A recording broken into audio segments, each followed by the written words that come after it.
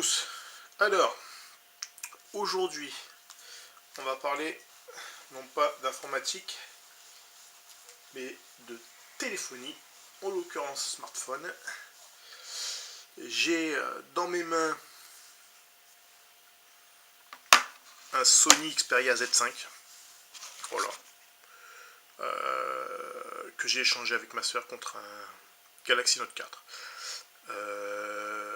Ce Sony a un défaut d'esthétique.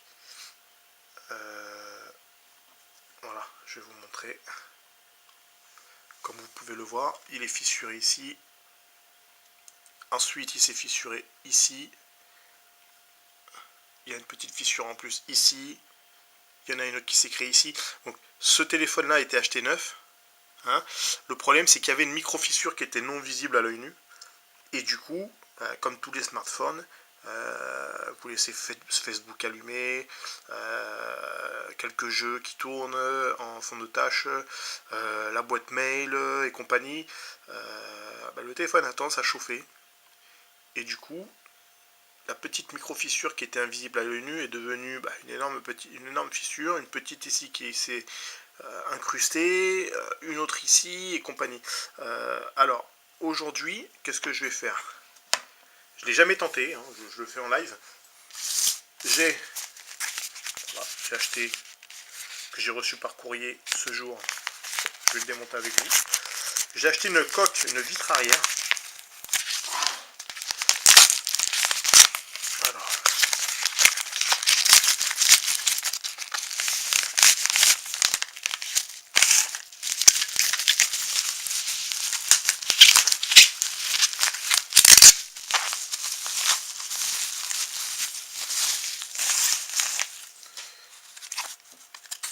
Voilà. D'un Z5. Donc faites gaffe aux références, hein. Il y a les Z5 tout simple, il y a des Z5 je sais pas quoi, il y a plusieurs références au niveau du Z5. Donc pour savoir votre référence, allez dans modèle, hein, sur votre téléphone, pour savoir à quoi ça ressemble. Donc, hop, on enlève la boîte. Voilà, donc moi je l'ai pris en or, tant qu'à faire, autant la changer. Hein, donc c'est une officielle avec Sony dessus. Voilà. Donc aujourd'hui, on va essayer de mettre celle-ci à la place de celle-ci. Donc c'est une première, hein. Veuillez me pardonner si jamais je mets un petit peu de temps, mais c'est du jamais fait. Donc, alors, le Sony en lui-même là, donc il est submersible à je sais plus, à une dizaine de mètres, je crois, si je ne veux pas me tromper, donc il est étanche. Hein. Donc, il y a tout un joint étanche ici, qui fait tout le tour du téléphone, et ce joint-là, va falloir le chauffer. Donc, j'ai en ma possession, je n'ai pas été chercher bien loin, j'ai pris un sèche-cheveux de madame, hein, elle n'est pas là, elle me pardonnera, je pense qu'elle ne verra même pas que je l'ai utilisé. Voilà. Un couteau basique, on ne sait jamais. Voilà, une petite pièce en plastique. Une ventouse. Vous comprendrez l'utilité de cette ventouse. J'ai un petit médiator, voilà, de guitare, qui nous sert vraiment à s'infiltrer un peu n'importe où. Un petit tournevis plat. Et une petite carte, comme ça, là, ou n'importe quoi, vous prenez n'importe quelle carte, hein. Moi j'ai pris une carte comme ça que j'avais à l'époque, hein, que vous puissiez, voilà, vous comprendrez que vous puissiez glisser dans le téléphone une fois que vous aurez ramolli le joint. Alors, on va commencer par chauffer le joint. Donc, excusez-moi pour le bruit, au pire, je couperai le bruit et je vous mettrai une petite musique plus sympathique. Et on chauffe bien. Donc moi je vais mettre à 3 en puissance 3 et on va voir ce que ça donne.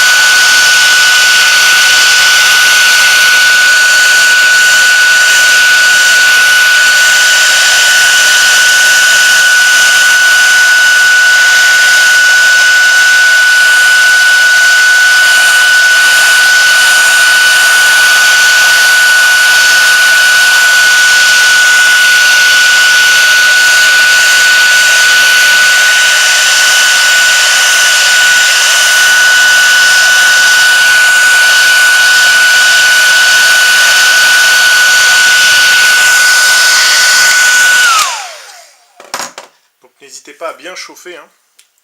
C'est super important. Vous prenez la ventouse. Hop là.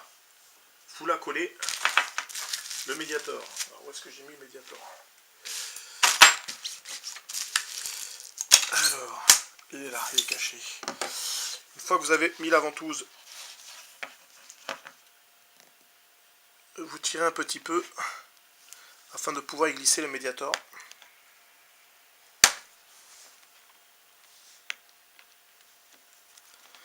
Alors, c'est pas quelque chose de simple à faire. Je vous le cache pas.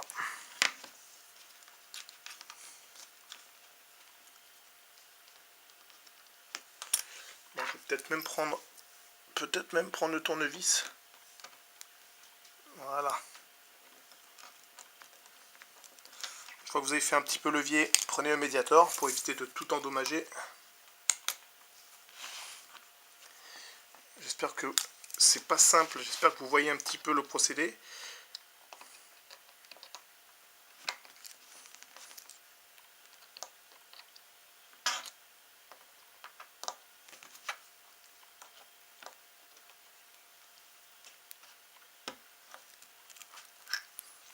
Voilà. Et vous glissez le Mediator sur tout le long du téléphone. Donc effectivement, ici, comme on peut le voir, il a déjà pris cher. On va essayer de passer par l'autre côté, faire le tour.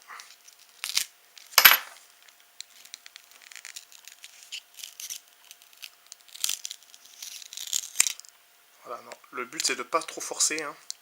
Ça devrait pouvoir s'enlever.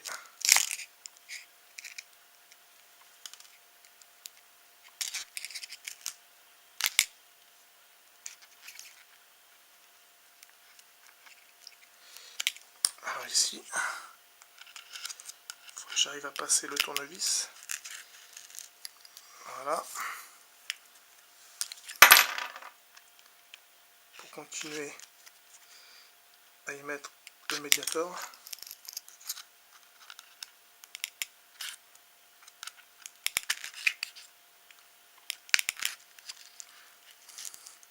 Surtout si vous chauffez bien le joint, il n'y a aucun souci pour que ça foire, hein. Je vous le dis clairement. Voilà. Donc, une fois que ça c'est fait, vous prenez votre carte que vous enfilez comme ça dedans et que vous faites avancer comme ça pour enlever un peu vraiment toute la surface du joint. Voilà. Donc, voilà. Vous avez enlevé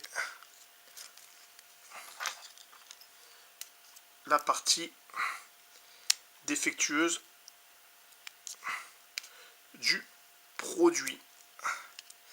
Donc, on va pas se mettre la pression. Hein. Il va bien falloir que l'autre s'adapte dedans. Alors, en fait, là, si vous regardez bien, là, vous avez, pardon, ceci. Donc, ceci, c'est quoi? C'est ce qui vous permet de faire la recharge par induction. Donc, si on regarde sur cette coque-ci, voilà. Donc, la voilà. Et voilà celle-là. Qu'est-ce qu'on peut remarquer? On peut remarquer que, voilà, celle-là, quand même, elle possède les petites broches avec. Donc, je ne vais pas prendre de risque. Je vais décoller celle-ci et la coller sur l'autre.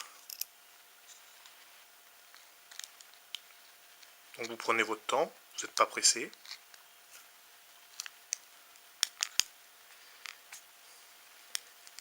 Voilà.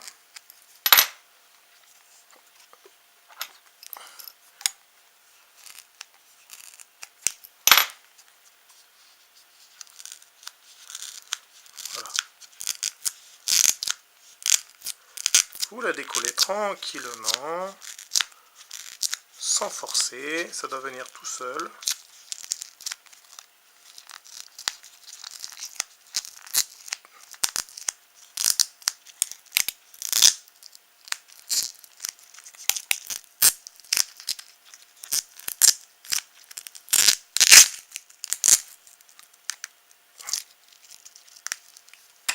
Voilà. Donc je l'ai là. Donc ce que je vais faire, donc hop, ça c'était comme ça c'était comme ça. Je l'ai décollé comme ça et je vais la remettre au même endroit.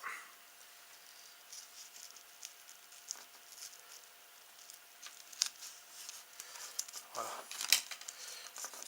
Donc elle est directement encore, voilà, vous avez vu, elle se colle très facilement dessus.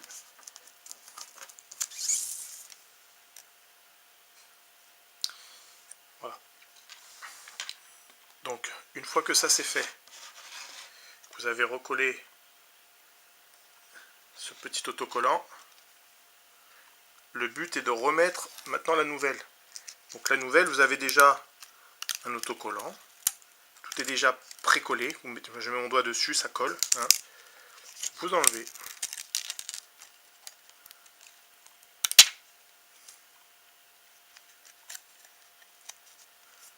Et c'est la recoller à l'identique.